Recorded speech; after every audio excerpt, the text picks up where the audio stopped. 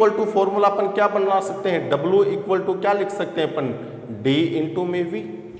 ठीक है, W क्या है, विलियन का भार है, विलियन का द्रव्यमान है। तो देखो यहां पर जो डेंसिटी भी दे रखी है वो अपन क्या लिख सकते हैं, डेंसिटी किसकी होगी, सॉल्यूशन की तो होगी। तो ये अपन क्या लिख सकते हैं, D सॉल्यूशन, तो वेट ऑफ सॉल्यूशन और वॉल्यूम ऑफ क्या होगा, सॉल्यूशन।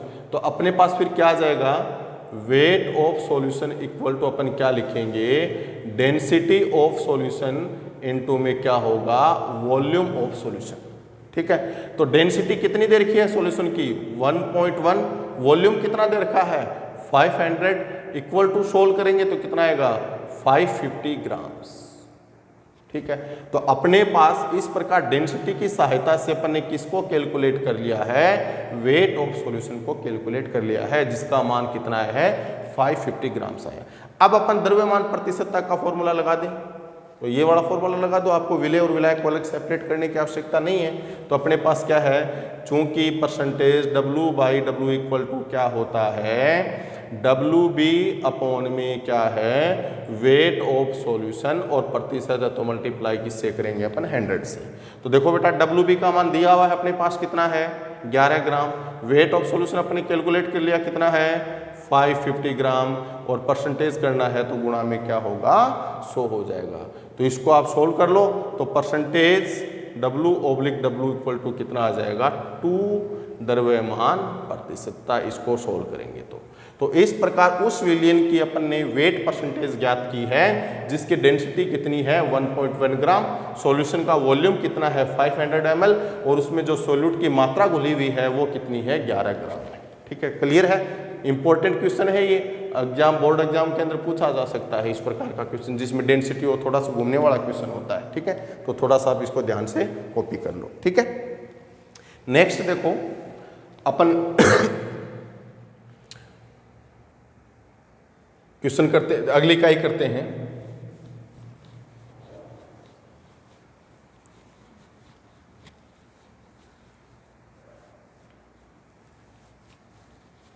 सिंपल सी है, फटाफट करो, इसमें टाइम वेस्ट करने की आवश्यकता नहीं है ज़्यादा।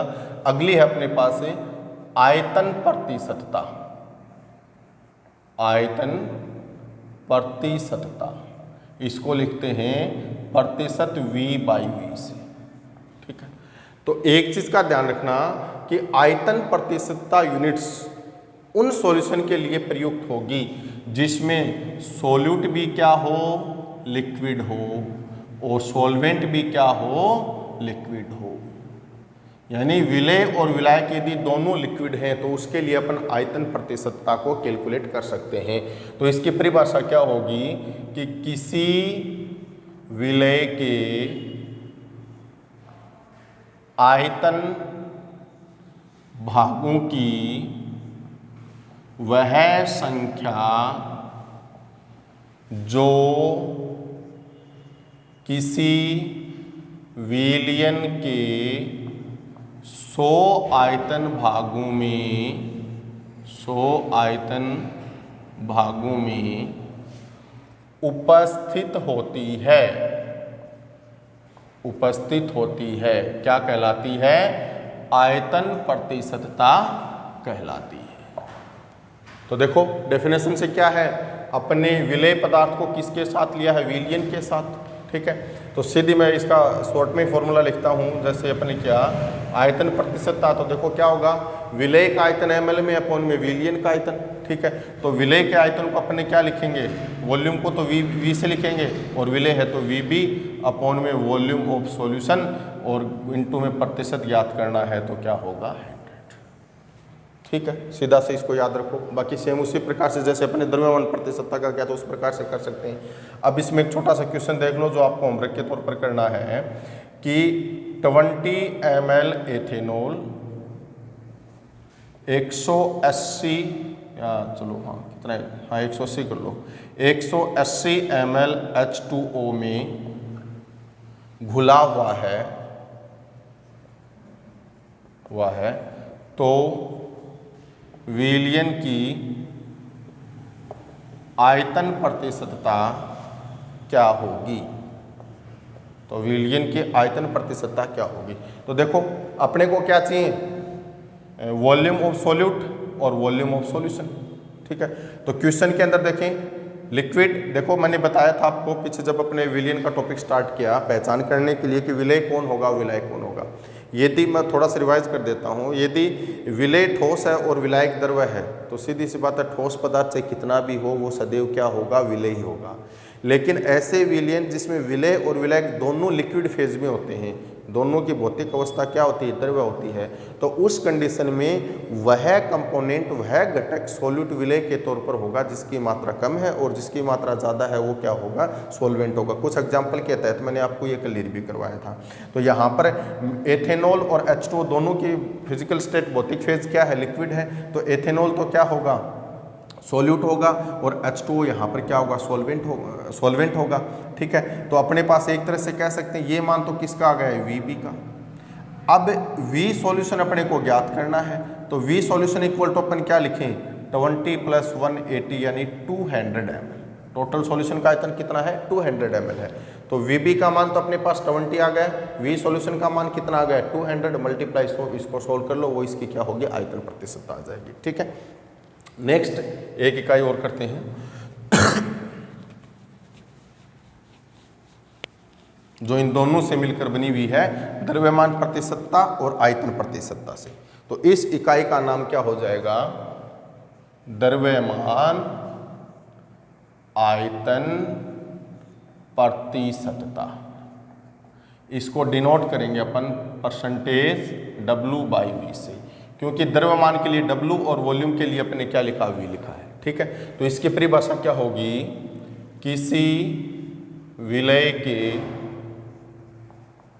भार भागों की वह संख्या जो किसी विलयन के 100 आयतन भाग में उपस्थित होती है, जो किसी विलयन के 100 आयतन भाग में उपस्थित होती है। तो फॉर्मूला क्या बनाए इसके लिए, अपन देखो डायरेक्ट लिखते हैं अपन, परसेंटेज W/V इक्वल टू अपन क्या लिखेंगे, विलय को किसके साथ लिया, विलयन के साथ, तो विलय का द्रव्यमान, तो विलय के द्रव्यमान को अपन क्या लिखेंगे, WB से, अपॉन में क्या है, विलयन का आयतन, तो विलयन का आयतन को अपन ने किससे लिखेंगे, V सॉल्यूशन से। प्रतिशत ज्ञात करना है तो गुणा में क्या होगा, 100 होगा। तो ये द्रव्यमान आयतन प्रतिशतता का फॉर्मूला आ गया। ये इकाई थोड़ी सी इंपॉर्टेंट है, इसमें से न्यूमेरिकल क्वेश्चन पूछ लिए जाते हैं। तो एक क्वेश्चन अपन ने जैसे लिखा है इसमें देखो कि 2% W/V यानी किसी सॉल्यूशन की अपने को आयतन प्रतिशतता दे दी है। NaCl के 500 ml जलीय विलयन बनाने हेतु कितने ग्राम NaCl की आवश्यकता होगी। तो देखो यहाँ पर इस सॉल्यूशन के अंदर दो घटक, एक तो NaCl है और एक H2O है। तो NaCl की फिजिकल स्टेट क्या होती है, सॉलिड होता है। मैंने बताया था अगर एक घटक सॉलिड दूसरा लिक्विड हो तो विलय पदार्थ कौन होगा, जो सॉलिड वाला है वो विलय पदार्थ होगा, यानी सोडियम क्लोराइड यहाँ पर क्या है, विलय पदार्थ है। तो सोडियम क्लोराइड का अपने लिए क्या है, आयतन, द्रव्यमान आयतन प्रतिशतता दे रखी है। दूसरा 500 ml जलीय विलयन, तो 500 ml को अपन क्या लिखते हैं, वॉल्यूम ऑफ सॉल्यूशन लिख सकते हैं, विलयन का आयतन। अपने को ज्ञात क्या करनी है, NaCl की आवश्यकता, यानी कितनी मात्रा में NaCl चाहिए, यानी ऐसा विलयन जिसमें NaCl की द्रव्यमान आयतन प्रतिशतता तो 2 दे रखी है और उस विलयन का वॉल्यूम कितना है, 500 ml है। तो इतने विलयन बनाने हेतु NaCl की ग्रामों में कितनी मात्रा होगी, तो अपन कह सकते हैं अपने को कैलकुलेट किसको करना है, WB को कैलकुलेट करना है। तो ये अपन क्वेश्चन किससे करेंगे, इस फॉर्मूले से करेंगे। तो देखो इस क्वेश्चन को अपन देखें तो सबसे पहले जो अपने को दे रखा है वो गिवन क्या है, एक तो अपने को दे रखा है प्रतिशत W/V इक्वल टू कितना दे रखा है, 2 द्रव्यमान आयतन प्रतिशतता। फिर अपने को दे रखा है वॉल्यूम ऑफ सॉल्यूशन कितना है, 500 ml। ठीक है, फिर अपने को ज्ञात क्या करना है, NaCl की कितने ग्राम, यानी अपने को कैलकुलेट क्या करना है, WB का मान ज्ञात करना है। तो देखो चूंकि अपने पास द्रव्यमान आयतन प्रतिशतता का फॉर्मूला क्या है, W/V इक्वल टू क्या है, WB अपॉन में वॉल्यूम ऑफ सॉल्यूशन इनटू में परसेंटेज ज्ञात है तो गुणा में क्या है, 100। तो इसका मान कितना दे रखा है अपने को, 2 डब्ल्यू बी अपने को कैलकुलेट करना है। वॉल्यूम ऑफ सॉल्यूशन कितना है 500 इनटू में क्या है 100। ठीक है, तो डब्ल्यू बी इक्वल टू क्या लिख सकते हैं, अपन थोड़ा सा इसको और सोल्व कर लें, क्लियर हो जाए अच्छी तरीके से। 2 इक्वल टू अपन क्या लिख सकते हैं डब्ल्यू बी अपॉन में 5, या फिर अपने पास देखो अपने को तो डब्ल्यू बी इक्वल टू क्या लिख सकते हैं 2 इंटू में 5 इक्वल टू कितना आ जाएगा 10 ग्राम। ठीक है, तो 2% द्रव्यमान आयतन वाले 500 ml विलियन बनाने के लिए NaCl की कितने ग्राम की आवश्यकता होगी, 10 ग्राम NaCl की अपने को आवश्यकता होगी। तो ये दोनों ही क्वेश्चन क्या है महत्वपूर्ण है। अब एक क्वेश्चन मैंने लिख रखा आपको, वो आपको पूर्णतः होमवर्क के तौर पर करना है। क्या है थोड़ा सा मैं बता देता हूं कि एथिलीन ग्लाइकोल जिसका फॉर्मूला क्या होता है C2H6O2 के मोल अंश ज्ञात करो यदि सॉल्यूशन में एथिलीन ग्लाइकोल का 20% द्रव्यमान उपस्थित है। यानी उस सॉल्यूशन के अपने को मोल अंश ज्ञात करने हैं जिसमें एथिलीन ग्लाइकोल के कितने प्रतिशत मात्रा उपस्थित है 20%। ठीक है, तो देखो मोल अंश ज्ञात करने के लिए अपने को मोलों की संख्या चाहिए। मोलों की संख्या ज्ञात करने के लिए अपने को किसका मान चाहिए W का, दूसरा किसका मान चाहिए M का। तो W तो क्या है द्रव्यमान, तो द्रव्यमान डायरेक्ट नहीं दे रखा, प्रतिशत में दे रखा, तो 100 मान के इसको कैलकुलेट कर लोगे फिर। ठीक है, दूसरा अपने को क्या कैलकुलेट करना मॉलिक्यूलर वेट। तो मॉलिक्यूलर वेट अपन किससे कैलकुलेट करेंगे, इसके फॉर्मूले से। तो एथिलीन ग्लाइकोल का फॉर्मूला मैंने आपको बता दिया C2H6O2।